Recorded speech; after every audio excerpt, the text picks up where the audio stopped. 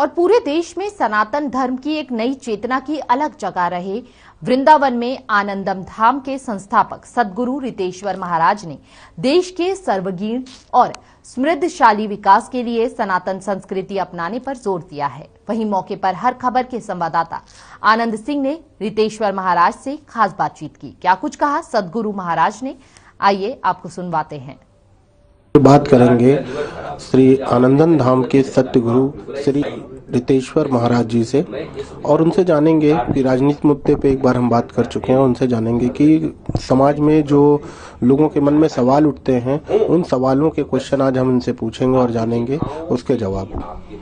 पहुंच के आधा गिर सकते हैं, अर्जल गगरी छलकत जाए, फिर बोल तो सकते हैं पर आनंद आपके भीतर रह नहीं सकता।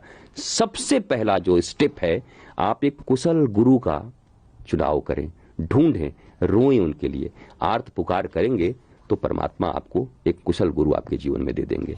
आपका मार्ग, आपकी यात्रा सुगम हो जाएगी। गुरु जी, एक चीज ये बताइए कि आज की जो स्थिरता है, लोग बोलते हैं कि महिलाओं को ये नहीं पहनना चाहिए, महिलाओं को वो नहीं पहनना चाहिए, और महिलाओं को जो आज के समय पे नशा को लेकर काफी चीजें हैं जो अब महिलाएं काफी बच्चे से लेकर बड़े तक उस स्तर पे बढ़ चुके हैं। इसमें कमी लाने के लिए पेरेंट्स को क्या किस चीज पे खास तौर से ध्यान देना चाहिए, क्योंकि आज की तारीख में पेरेंट्स के हाथ में भी काफी कुछ नहीं है। एक बहुत प्यारा गाना आया था, किसने गाया था मुझे पता नहीं, कि जिसकी रचना इतनी सुंदर वो कितना सुंदर होगा। ये जो आप नशा की बात कर रहे हैं, वो बैसाखी लेके कौन चलता है जिसके पैर ठीक नहीं होते। जब हम विकलांग होते हैं तो हमें बाहर किसी वस्तु की जरूरत पड़ती है। जब भीतर में आनंद की कमी महसूस होती है, भीतर हम अपने जीवन से संतुष्ट नहीं होते, तो एक हम विकलांगों की तरह एक बैसाखी लेते हैं जिसका नाम शराब होता है, ड्रग्स होता है, कोई न कोई नशा होता है, कोई सुंदरता होता है, किसी का कहीं ध्यान होता है। किसी भी बाह्य वस्तु का आप स्वीकार कब करते हैं, सहारा कब लेते हैं, जब आप भीतर से पूर्ण नहीं होते। तो जैसे बाह्य अपंग या दिव्यांग जिन्हें हम कहते हैं, बाहरी चीजों का वो सहारा लेते हैं क्योंकि वो अंग उनके पास अब नहीं है, वैसे ही जीवन में इस मैं तत्व को जाने बिना, मैं कौन हूं, आत्मा क्या है, मैं यहां क्यों आया हूं, एक कुशल गुरु के निर्देशन में जब तक इसको जान नहीं लेते, तब तक ये नशा, तब तक ये सुंदरता के प्रति आकर्षण। और माता पिता देखो, माता पिता पूज्य हैं, लिखा गया है कि मातृदेवो भव पितृदेवो भव, लेकिन आप प्रहलाद के संबंध में नहीं पूछते कि प्रहलाद ने तो अपने पिता का विरोध कर दिया था। आप भरत के संबंध में नहीं पूछते कि भरत ने तो अपनी मां का विरोध कर दिया था, और राम जी भरत को बहुत प्रेम करते थे। तब तो एक प्रश्न ये भी उठ सकता है कि भगवान ये कैसे हैं जो अपनी मां का विरोध करता है उसको गले लगाते हैं। बात ये नहीं है कि माता कौन, पिता कौन, भाई कौन, ये पूरा का पूरा महाभारत देखोगे तो सब मिथ टूट जाएगा आपके जीवन से कि चाचा कौन, दादा कौन, माता कौन, बहन कौन, भाई कौन, अपने ही घर वाले अपने ही घर की बहू को ला करके नंगा कर रहे हैं सबके सामने, बाकी लोग अंधे बने हुए देख रहे हैं। कोई गद्दी के प्रति अंधा है, कोई अपने वचन के प्रति अंधा है, भीष्म पितामह वचन के प्रति। तो जब तक प्रबोध आपके जीवन में नहीं होता तब तक कोई भी माता पिता, भाई बहन, पत्नी, पुत्र, मित्र, नातेदार, रिश्तेदार, जब वो स्वयं कॉन्वेंट संस्कृति से पढ़े हुए हैं, स्वयं ही असंतुष्ट हैं जीवन में, तो अपने पुत्र को संतोष कहां से दे सकते हैं। आप किसी माता पिता का जीवन देखो, अगर वो पूर्ण आह्लाद में हैं, पूर्ण संतुष्ट हैं, तो अपने बच्चे को ऐसा बना सकते हैं। और मेरा एक प्रश्न है, अगर माता पिता इतने अच्छे हैं तो कोई भी बच्चा अपने माता पिता को अपना आइडियल क्यों नहीं बनाता? अमिताभ बच्चन को क्यों बनाता, शाहरुख खान को क्यों बनाता, सचिन तेंदुलकर को क्यों बनाता, सनी लियोनी को क्यों बना रहा है? वो क्यों बना रहा है? आपके घर में अगर माता पिता से आप इतने प्रभावित हैं तो उनकी फोटो लगाइए, वो आपके रोल मॉडल होना चाहिए। एक बच्चा दिखा दो कि जिनका रोल मॉडल उनके माता पिता हों। इसका मतलब माता पिता भी कहीं मिस कर रहे हैं ना, उनके बच्चे को जो चाहिए वो तो नहीं दे पा रहे हैं। बच्चे को क्या चाहिए? 5 मिनट का भीख नहीं चाहिए। बच्चे को क्या चाहिए? जिस सोफे से, जिस बंगले से आप संतुष्ट नहीं हो पाए, जिस तरक्की से आप संतुष्ट नहीं हो पाए, उसी आग में अपने बच्चों को झोंक रहे हो। क्या आप कभी अपने बच्चे को ये नहीं कहे कि देखो मैं तो 80 साल जी लिया, मैंने ये रास्ते से जिया है, मुझे पूर्ण संतोष नहीं मिला। मेरा पक्का ऐसा मानना है कि गीता में भगवान श्री कृष्ण ने जो कहा है तुम वैसे जी के देखो, हो सकता है तुम्हारे जीवन में पूर्ण संतोष मिल जाए। क्योंकि एक जीवन का रस तो मैंने चख लिया, अब दूसरा जीवन मेरे पास अभी है नहीं, अब मैं जाने वाला हूं।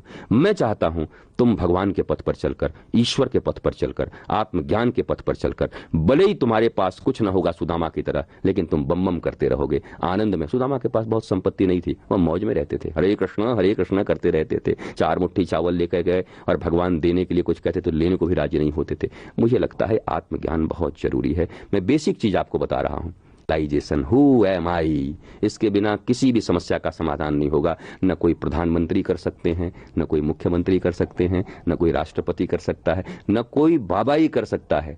अगर आपके भीतर ये भूख नहीं जगी, प्यास नहीं जगी कि मैं कौन हूं और मैं पूर्ण संतुष्ट कैसे हो सकता हूं। पहला तो प्रश्न उठे आपके भीतर में। अभी आपके भीतर में क्या प्रश्न उठता है? हमारा कैरियर कैसा होगा, हमारी नौकरी कहां लगेगी, हमारे बच्चे की शादी कहां होगी? आपके प्रश्न भी हैं। प्रश्न के तरीके क्या हैं?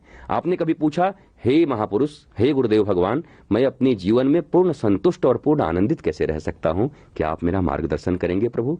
हे भगवान, मेरे पास इतनी इतनी संपत्ति है, मेरे इतने परिवार हैं, पर मेरे जीवन में बड़ा असंतोष है। क्या आप ऐसा कोई चीज मुझे बताएंगे जिससे मेरे जीवन में परम संतोष का उद्भव हो सके? आपके प्रश्न जैसे होते हैं, आपको उत्तर भी वैसे ही मिलते हैं। जब कोई सदगुरु की शरण में जाकर यह प्रश्न पूछता है, किसी लिविंग मास्टर के शरण में जाकर पूछता है कि मुझे पूर्ण संतुष्ट जीवन जीना है, आप जैसा चाहो मुझे जीने के लिए कहो, मैं आपको मानने को राजी हूं। और स्कूल में जब आप जाते हो, ट्रेनिंग सेंटर में जाते हो, तो आपको ट्रेनर की बात माननी पड़ती है, फिर अपने मन का विसर्जन करना पड़ता है। तो गुरु के पास आओगे भी और मन लेकर के आओगे, लोग वही उत्तर सुनना चाहते हैं जो उत्तर वो सोच के आए होते हैं। गुरुजी, हम चुनाव में जीतना चाहते हैं, तो उत्तर तो आप लेके आए हैं कि जीतने का ही आशीर्वाद देना, तो निर्णय तो आपने कर लिया है। अगर गुरु के पास आके कहो कि हे नाथ, जेहि विधि नाथ होई हित मोरा, जिसमें मेरा हित होगा प्रभु आप बता दो, और उस समय गुरु आपको निर्देशित करेंगे। पक्का जानो कि उनके द्वारा निर्देशन किया गया जो भी चीज होगा आपके हित में होगा और आपके आनंद के लिए होगा। कम शब्दों में समझाना बहुत कठिन होता है, लेकिन मुझे लगता है कि मैं थोड़ा बहुत सफल हो पा रहा हूं, शायद अगर लोग समझ जाएं तब। ये थे हमारे साथ सदगुरु रितेश्वर जी महाराज, जिन्होंने बताया कि आज की तारीख में किसी भी व्यक्ति को आगे बढ़ने के लिए उनके पास गुरु का होना बहुत आवश्यक है, और हर एक व्यक्ति को अपना एक गुरु बनाना चाहिए, जिससे उसके जीवन में जितनी भी समस्याएं हों उनका गुरु उसको दूर कर सके।